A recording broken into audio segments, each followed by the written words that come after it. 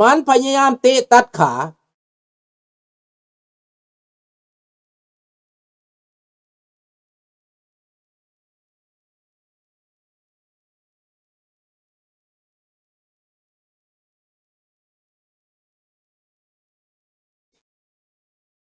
ดังนั้นพี่น้องเอ๋ยให้ภูมิใจกันไว้ซื่อสัตย์กันไว้เห็นความจริงฮู้ความจริงอ่านความจริงติดตามความจริงข่าวอยู่ในลาวมันบ่เว้ามาฟังลุงเว้าให้ฟังมันเป็นใดแต่ละมือก็มาฟังลุงเว้าพากันมาแล้วก็กระจายข่าวไปเอากระจายข่าวไป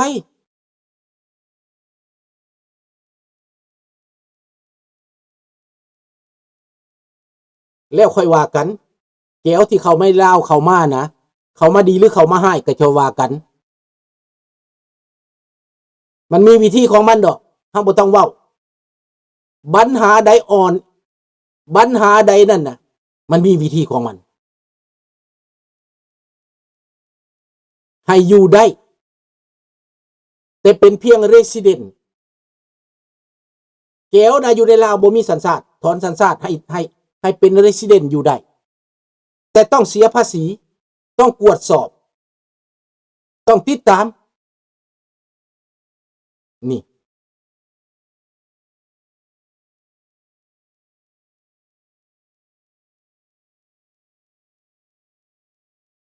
ออกจากกาบราโกเขาก็สิไปเลยไปอิรักเลยไปอิหร่านนั่นแหละ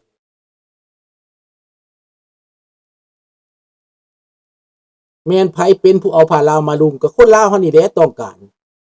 ยามเจ็บยามเป็นยามตายก็ต้องการพระสงฆ์องค์เจ้าคนลาวเฮาทรงสการต้องการบ่อนที่พึ่งทางใจต้องการปฏิบัติ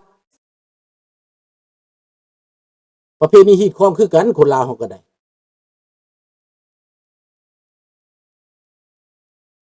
โอ้ลุงนี่บ่ได้อยู่ในเฮือนหลังใหญ่เด้อ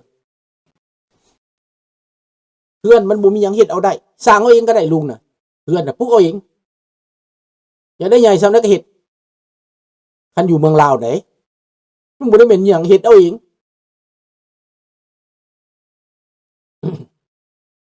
ซื้อวัตถุมาเฮ็ดเองแต่ลุงความสุขลุงบ่แม่นเฮือนหลังใหญ่เด้อเอาดินมาปั้นเฮ็ดเฮือนก็นอนได้ลุงน่ะเฮ็ดเถียงนาสูงๆนอนลมเย็นเว้ยๆก็นอนได้บ่มีหยังลุงอยู่ได้ทุกบ่ได้ลุงบ่ได้มักเฮือนใหญ่ดอกแต่มักลุงมักหยังนี่นี่ลุงมักนี่นะเห็นบ่เถียงนาน้อยนี่นะนี่นี่โอแม่นเท่านี้เนาะเถียงทางนี้เนาะนี่ทางหลังนี่นะเถียงนาน้อยนี่มักอันนี้แหละนอนเถียงนาฝนตกปิม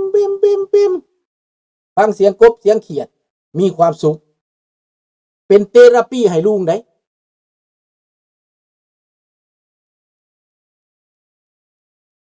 มีใบตาดินก็อย่าแต่เจ้าต้องเสียภาษีและคอยให้เจ้าอยู่ได้ resident คอยให้เจ้าคอยจะเฮ็ดคาดใหม่ให้เบิดสำหรับแก้วนี่เว้าความเดียวเบิ่งหน้าเบิ่งตาและก็ภาษาคอยฮู้จักโลดเจ้าแก้วคันก็ถามว่าเจ้าเกิดปีใดเจ้ามาแต่ไสบ้านเจ้าอยู่ไสต้นกำเนิดเจ้าอยู่ไสคอยสอบถาม2-3บาทก็ฮู้จักเจ้าโลดไผเป็นพยานให้เจ้าสัมภาษณ์เบิดแล้วให้คาดอันหนึ่งคาด resident permanent บ่สามารถเลือกตั้งได้บ่สามารถลิ้นการเมืองได้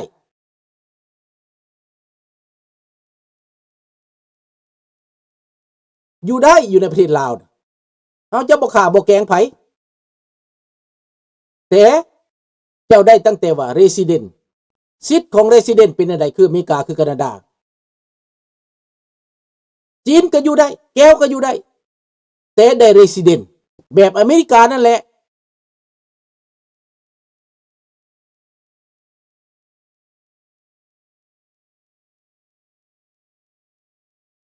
ความสุขของเฮาแม่นเย็นสบายชาวนานี่เขียวสะอุ่มธรรมชาติ บ่แม่นเฮือนหลังใหญ่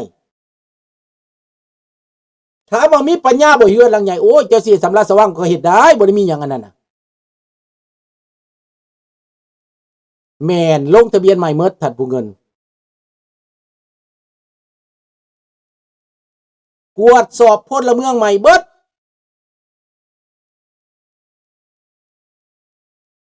เฮ็ดบัตรใหม่เบิด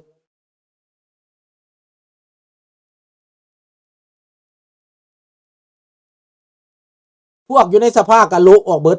เปลี่ยนใหม่เบิดเลือกต้องแม่นสมัครมีสัญชาติบ่มีประวัติจะเลือกได้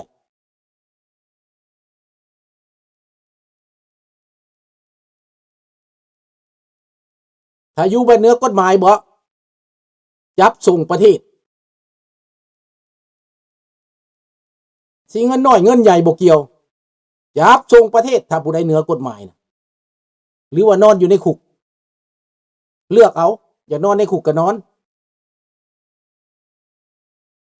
เอานอนในคุกบ่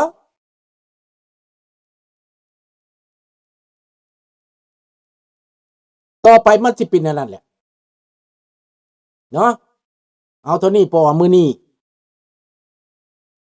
ให้ติดตามสงครามอิหร่านลุงบอกว่า15วันนี้มีอันเปลี่ยนแปลงจะยกธงขาวบ่จักแต่ว่าพวกคนอิหร่านลุกและอิหร่านนอกสนับสนุนเต็มที่ให้เปลี่ยนระบอบการปกครองโลกก็ต้องการให้เปลี่ยนการปกครองถ้าสั้นอิหร่านบ่อยู่เย็นเป็นสุข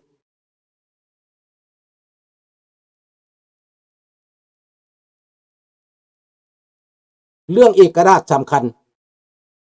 เปลี่ยนระบอบการปกครองปุ๊บเอานานาชาติเอามาอำนาจเขามากวดสอบเส้นสายแดนปักหลักกันใหม่เบิดขอบใจหลายๆเนาะอำลาพระจากคนนี้พบกันใหม่ในมืออื่นกุดไนท์บอนุยราตรีสวัสดิ์บ๊ายบาย